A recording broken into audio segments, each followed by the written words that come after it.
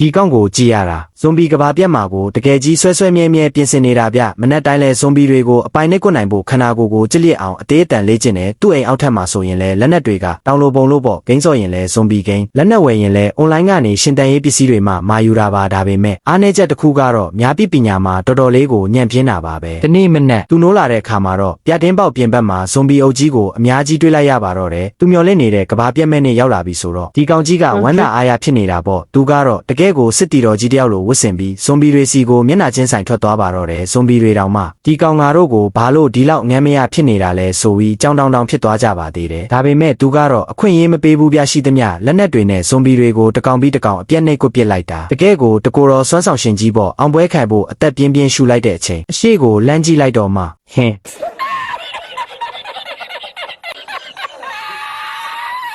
း